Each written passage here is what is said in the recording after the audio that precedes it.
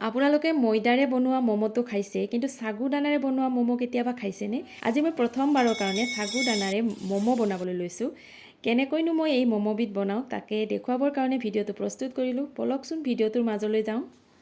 সাগুৰ মমো বনাবৰ কাৰণে মই প্ৰথমতে এবাটি সাগু এটা কেৰাহীত অকণমান গৰম কৰি ল'লোঁ। আপোনালোকেতো জানেই ময়দা শৰীৰৰ কাৰণে কিমান বেছি বেয়া হয়। সেইকাৰণে কেতিয়াবা মমো খাবলৈ মন গ'লে ঘৰতে এনেদৰে বনাই খাব পাৰি। অৱশ্যে একদম মমোৰ দৰে চেপ দিব নোৱাৰি, কিন্তু টেষ্টটো একেবাৰে মমোৰ দৰেই হয়। আৰু এতিয়া মই গৰম কৰি লোৱা সাগু দানাখিনি মিক্সি গ্ৰাইণ্ডাৰত দি এয়া মই গ্ৰাইণ্ড কৰি ল'লোঁ। সাগুখিনি গ্ৰাইণ্ড কৰাৰ পিছত একদম আটাৰ দৰে মিহি হৈছে। আৰু এইফালে মই অকণমান পানী উতল আহিবলৈ দিছোঁ, মানে একদম গৰম পানীৰে এইখিনি এইবাৰ মই মঠিব লাগিব।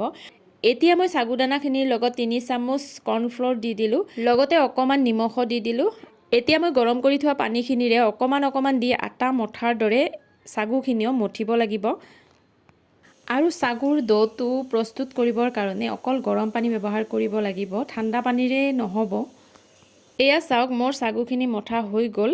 একদম আটাৰ দৰেই লাগিছে দেখাত, নহয়নে বাৰু? আৰু এতিয়া মই মমোৰ ভিতৰত দিবৰ কাৰণে মিশ্ৰণখিনি তৈয়াৰ কৰি ল'ম। আৰু তাৰ বাবে মই অকণমান বন্ধাকবি লৈছোঁ, লগতে বিলাহী লৈছোঁ, পিঁয়াজ লৈছোঁ আৰু আদা নহৰুৰ পেষ্ট অকণমানো দি দিছোঁ।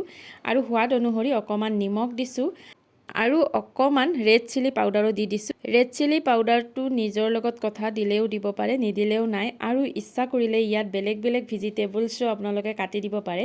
মই অৱশ্যে গোটেইখিনি ভেজিটেবলছ অকণমান বইল কৰি লৈছিলোঁ। জানেইতো বন্ধাকবিত কিমান বেছি মেডিচিন থাকে, সেইকাৰণে। আৰু এতিয়া মই সাগুৰ ডোৰ পৰা লাড়ু বনাই এখন এখনকৈ ৰুটি আকাৰত বনাই ল'ম। ইচ্ছা কৰিলে ডাঙৰকৈ এখন বনাই কাটিও ল'ব পাৰে, কিন্তু মই এখন এখনকৈ বনাইছোঁ আৰু এয়া মোৰ হৈ গ'ল। আৰু এতিয়া মই ৰুটিকেইখনৰ মাজত মিশ্ৰণখিনিও দি দিলোঁ আৰু কাণমুচুৰি পিঠাৰ দৰে লগাই দিলোঁ গোটেইখিনি। আৰু এইটো মানে একদম মমোৰ দৰে চেপ দিব নোৱাৰি বা বেলেগ ধৰণেও বনাব নোৱাৰি, জাষ্ট এনেই লগাই থ'ব লাগিব আঠাৰ দৰে। আৰু এইখিনি কৰোঁতে মোৰ অকণমান অসুবিধা পাইছিলোঁ যেনিবা, তথাপিও অৱশেষত হ'ল। যি নহওক, এয়া মোৰ গোটেইখিনি বনোৱা হৈ গ'ল। এতিয়া মই এটা কেৰাহী গৰম হ'বলৈ দিলোঁ আৰু ইয়াত অকণমান পানী দিলোঁ। দি গৰম হোৱাৰ পিছত মই চালনীখন ইয়াত দি দিলোঁ। আৰু এতিয়া গোটেইকেইখন মমো, মানে মই মমো বুলিয়ে কৈছোঁ, যি নহওক এইকেইখন মই ইয়াতে দি দিলোঁ আৰু এতিয়া ভাপতে সিজিবলৈ দিম। আৰু একদম টেষ্টটো ক'বই নালাগে, একদম মমোৰ দৰেই হয় আৰু হেল্থৰ কাৰণেও ভাল হয়। কেতিয়াবা আপোনালোকে ইচ্ছা কৰিলে বনাই খাই চাব।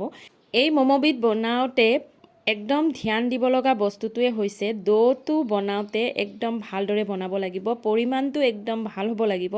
নিজৰ মতে যিমানখিনি বস্তু লয় সিমানখিনি পৰিমাণ মিলাই ডোটো বনাব লাগিব। আৰু ডোটো যদি ভাল হয় তেতিয়া মমোকেইটা বনাবলৈও সুবিধাজনক হয়। গতিকে আজিৰ সন্ধিয়াটো আমি এনেদৰে ঘৰতে মমো বনাই খালোঁ। আপোনালোকে কমেণ্ট কৰি জনাব মোৰ মমোকেইখন দেখিবলৈ কেনেকুৱা হৈছে। গতিকে আজিৰ ভিডিঅ'টো ইমানেই। ভিডিঅ'টো চাই কেনে পালে জনাবলৈ নাপাহৰিব। যদি ভাল লাগিল লাইকো এটা কৰি দিব। আজিলৈ আহিলোঁ, বাই বাই।